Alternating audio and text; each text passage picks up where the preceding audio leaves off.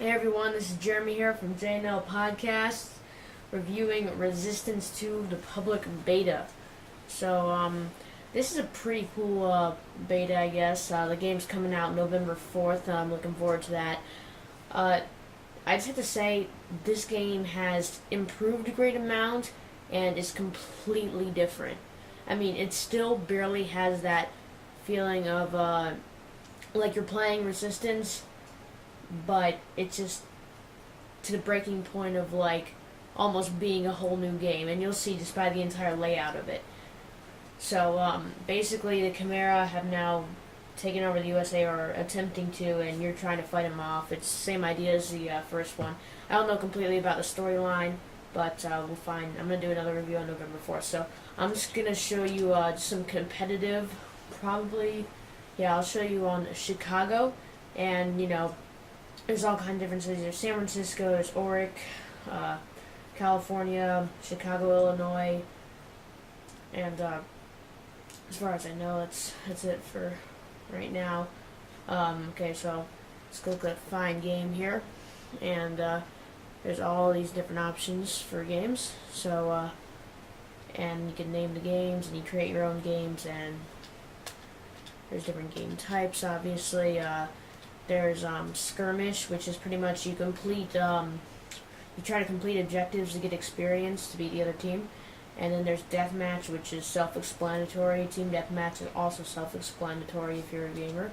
And core control, which is pretty much capture the flag. So I'm gonna go ahead and go to Chicago for a team deathmatch game, and it's just huge. When you have even 40 players, it's crazy. It's like you're playing a single-player campaign, and it's just amazing to think that these are all real people. It's like you're actually in a battle, and I'm sure that was their idea. So let's find. I'm gonna search by map, and I'm gonna go to Team Deathmatch. Let's find a game. There we go. 22 out of 40. That sounds good. So good. It's loading there, and as you saw on the startup screen, Nathan Hale looks completely ridiculous in my opinion. He looks completely different. Like you can see, let me zoom in on this real quick. I mean, you can't see his mouth, but he just looked all weird. I don't know if you noticed that, but that's just my opinion on that. So let me get the camera back in position, and that's pretty good. The quality should be much better with this new camera. Anyways, so there's bike chats. You got your PSN logos right here. Have all your squads and whatnot. It shows pretty much all the information right here. So I'm just gonna go ahead and enter the game, and but before I do that, you can change your team, of course, and there's the equipment room. Back here, okay, and you can be a human or a Chimera, and they've definitely improved this a lot. Of course, since this is the beta, I don't think there's too many options as far as different uniforms go and different heads. So go ahead and do that. I'm only level 1. It's hard to gain levels if you even can. So enter the game here, and I'll show you some of the gameplay. And like I said, it does have that same Resistance feel, but it has changed a considerable amount. Sorry, and there's a lot of new weapons, so you'll get to see them. There's a kill limit, the teams and everything. So I'm gonna go ahead and change my loadout. There's the auger, of course, that from Resistance 1.